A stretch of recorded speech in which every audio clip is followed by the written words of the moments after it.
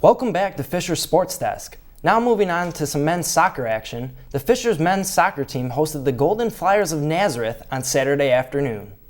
We pick up the action in the 8th minute where Fisher is on the attack.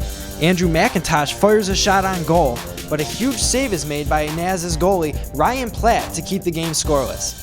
Just 1 minute later, Nazareth quickens the pace and sends a long clearing ball down the field to Chris Mitchell, who sets up his teammate Alex Manchev, who sends a missile into the upper right corner of the goal for the first score of the game. Still in the first half, a huge play, Nazareth's Mark Van Thoff sneaks in behind the Fisher defense on a breakaway, but senior goalie Adam Durst shuts the door on him with a fantastic one-handed save and keeps Fisher in the game. In the 68th minute, Fisher has a great scoring opportunity as they move the ball up the field. Brian Canny receives the pass and has a one-on-one situation with the goalie.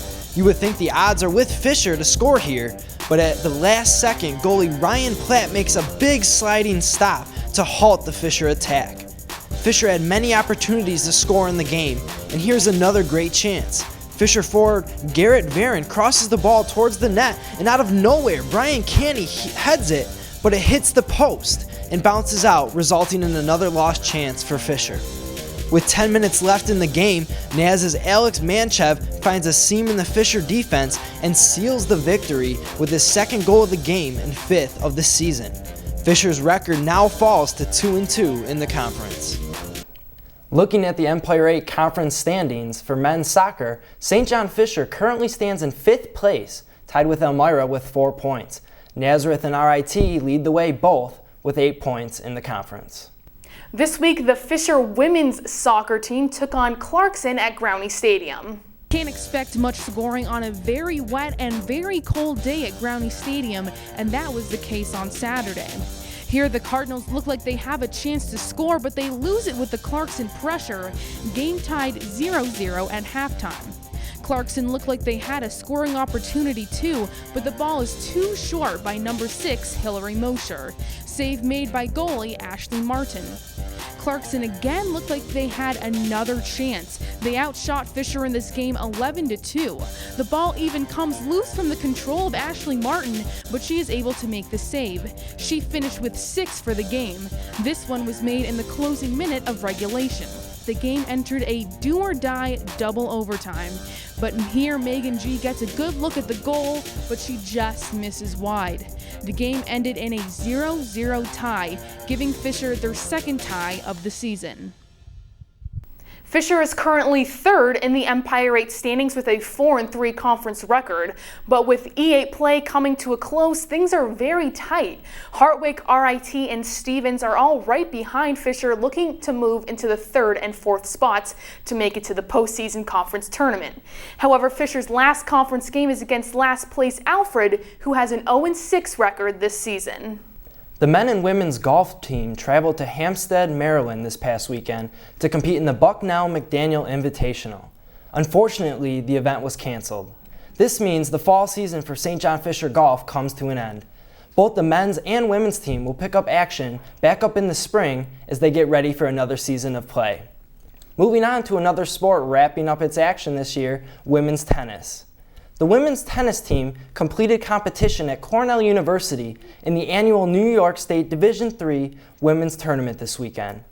Who would have thought Elena Vall's great season would come up short from bringing home a tournament title? Well, Elena finally met her demise this time. Vall advanced to the semifinals after sailing past Sarah Foster of Alfred University 6-1, 6-1 in the quarterfinals.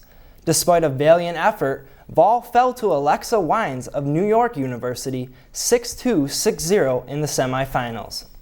Despite the loss at the tournament, Elena Vall's regular season and conference record still remained perfect at 11-0 and 7-0 respectively. From there, Vall paired with Laura Hale to advance to the quarterfinals in the doubles play Friday night. The duo defeated Nazareth's first doubles team 8-4. But then went on to fall 8-5 in the quarterfinals to University of Rochester's Alex Goodman and Frances Zhang. Fisher's Katie Barlow advanced to the quarters in singles play, but then fell to Liz Feldman of New York University 6-3, 6-1 in the quarterfinals. As we take a look at the Empire 8 standings, St. John Fisher finished the season with an overall record of 6-5 and a conference record of 4-4. This puts Fisher in 5th place in the conference, one spot shy of earning a playoff berth in the Empire 8 Conference Championship. Taking a look back at the season, a close loss to RIT earlier in the season, 4-5, could have made the difference in coming just shy of making the playoffs. Ithaca led the way this year with an overall record of 8-0 and conference record of 7-0. The Lady Cardinals' official season is over, but will head down to Hilton Head, South Carolina to play in a tournament with the men's team in the spring. And now moving on to Fisher Volleyball. After 3 straight wins last week against Medaille, Cazenovia, and Hilbert, the Fisher Volleyball team was able to keep the streak going against Geneseo in their 4-set win. Sydney Candifer recorded 8 kills and 6 blocks, while Jenna Waldron led the team with 28 digs. The Fisher Libero is now just 47 digs away from becoming the program's all-time leader. Laura Swash also contributed 13 kills in the win. The Cardinals now have a 4-game winning streak heading into an important conference tournament this weekend. But right now the team stands at 12-16 overall with a 1-3 record in conference play. They are tied for 6th with Alfred, so they need to make a strong showing at the E8 crossover tournament this weekend to have any chance of advancing to the postseason. It's going to be difficult because Nazareth, Stevens, Ithaca, and RIT all have strong conference records in the top 4 spots. We're going to take a quick break, but when we come back, we'll have some Empire 8 and basketball news, so stay with us.